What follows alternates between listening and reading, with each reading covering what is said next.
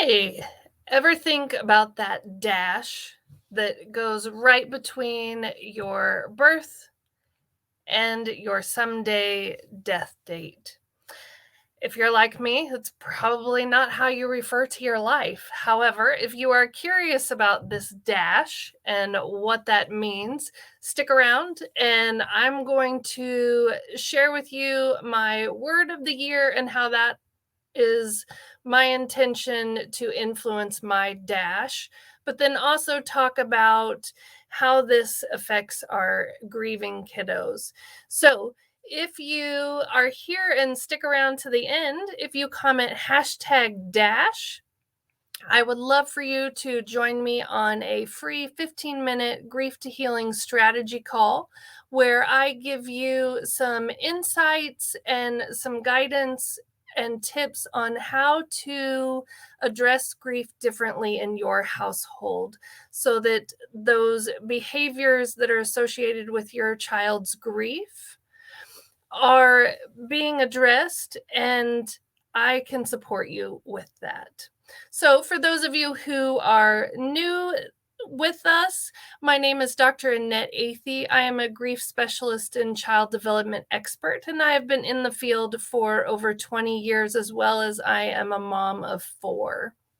So, what we are talking about today, and again, real quick, if you want to comment hashtag live, so I know you're here live, or if you want to comment hashtag replay, if you're catching the replay, that helps our videos stay in the news feed for those who may have missed it. So, what we're talking about is that dash and what that dash means. And before we get to that, I just want to ask you one question. And that question is, when you die, what do you want your kids to remember more? Do you want them to remember the life that you lived or the day that you died? And so, if you want to comment life or death, which one do you want them to remember the most? And if you're like me, most likely this is a no-brainer. We want them to remember our life. We want them to have memories of the things that we did, not just about how we died or when we died. And the reality of that dash is on our headstone. It has our birth date, this dash in the middle, and then the day that we died. And so our life is summed up in this dash, this tiny little line that goes on our headstone or our urn, or it's in the little paper handout, or maybe even in the obituary that's written in the newspaper or online. And I don't know about you, but I want my life to be more than just this tiny little dash, because that dash represents so much. And I think it's important for us to keep in mind, obviously, all of you are in this group because you have lost somebody important to you, somebody important to your children. And in the midst of that, we are teaching our children how to grieve. We're teaching them what grief looks like and how to handle it. And so again, why does that matter, or how does that fit in with the dash? Well, the reality is that most of us, when we lose somebody important, we focus on that death date. We focus on how they died. And we don't mean to. It's when the loss is cemented into our mind, that's why that date suddenly has so much importance. Why our muscle memory remembers about a month to 6 weeks before their death date of this loss, because our body, our energy, it feels that it's coming. We don't need a calendar to tell us that our loved one died on November 20th or on February 9th. We don't need that calendar reminder because our body already remembers. Our memories, that are stored in there. Even if we were young enough that we don't have a visual memory, but we have a muscle memory, we're aware of that significant date. And so again, why is this important? And my question to you would be, do you find yourself or your child only talking about the death of your loved one or their life? So again, lots of times we get caught up in, we're focused on the death, on how they died, when they died, because that's what's cemented in the loss. And we forget to talk about their life. So is this you? Yes or no? Do you find you or your child getting caught up in just focusing on the loss of your loved one? I'm going to check the comments real quick. And I see it. And I apologize. I see it says Facebook user. There's a link right above that says you would give access to StreamYard. If you want to click that button, then I'll be able to see your name in the comments. If not, that's totally okay. When I go back into the Facebook Live group, I'll be able to see your name and respond. I appreciate your comment of your words are so wise. I appreciate that. Thank you very much. So when we are talking about their death, again, it comes from, this is on our mind because we love them and we miss them, but our kids also need to know about their lives. So we need to make sure that we are talking about the life that they lived. And I don't know if any of you happened to participate in the poll or not, but a week or two ago, I had run a poll in the Facebook group asking, what do you focus on? And 77% of the people who answered the poll put that they focused on the day or how their loved one died. So if you answered yes to the question above, you're not alone. We all do it. We all have this focus on the day that our person died because it's significant. They're no longer here, and it hurt us and it caused us a lot of pain.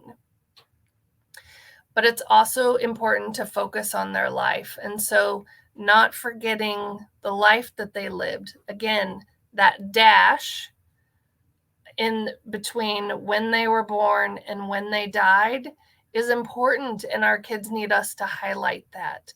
And if we're not talking about the life that our loved one lived, guess what? Neither are our kids. Our kids aren't talking about it, and they're not sharing because they're following your lead.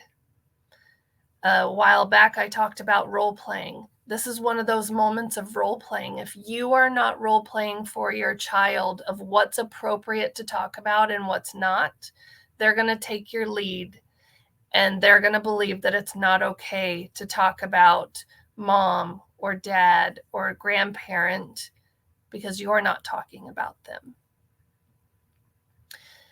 The other part I want to remind you is the obituaries, as kind as they are super short. Again, it's not a good representation of the life of our loved one.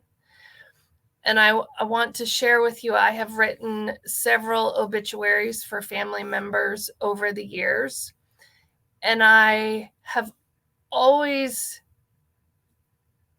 felt deeply honored that I was asked to write the obituary, but also felt a tremendous amount of pressure because here I am trying to summarize this person's 64 years in my dad's case. In my father-in-law's case, he had 73 years. There a lot of years, and how do you sum that up in a paragraph this big? Or maybe this big if you are able to write a page worth. But it's so difficult. It's not a good representation, just like the dash is not a good representation of our loved ones' lives. And so It's so important that we are talking about them and keeping their memory alive. So, how does this fit into my word of the year? Well, my word of the year is joy.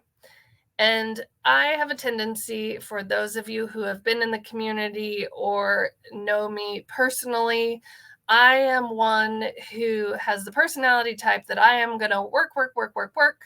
There's no play until the work is done. And guess what? There's always work to do. And so I have a tendency to keep working and forget to stop and create time and space for joy or the playfulness, the part that makes the memories that fit in that tiny little dash. And so my challenge to all of you would be, how are you going to fill your dash? There are obviously going to be grieving days, sad days, dark days for you and for your children.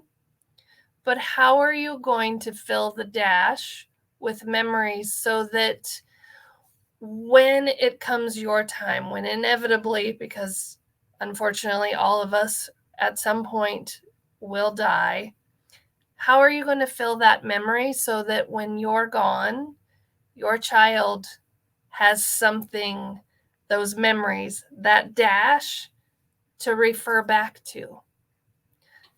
Don't let them focus on just the death date or how you died. Help them have the memories built in that dash to be able to look at and refer back to those. So I would love for you to comment #dash if you're interested in joining me in a free 15-minute grief to healing strategy. I will provide you insights and practical parenting tools. I am very much a let's work smarter, not harder kind of a person. And so I don't want to give you 20 things to do and you sitting there wondering, how am I ever supposed to make this happen in my already stressed out and overwhelmed schedule? I want to give you the most impactful, meaningful tools that you can take and use this week in helping you and your child address grief and deal with it differently, so that you are talking about it, so that our focus isn't on the death date, but more on the dash, the things that come in the middle, so that you have those experiences together. So if you're interested in joining me on this strategy call, come at #dash, and I will see you in the group.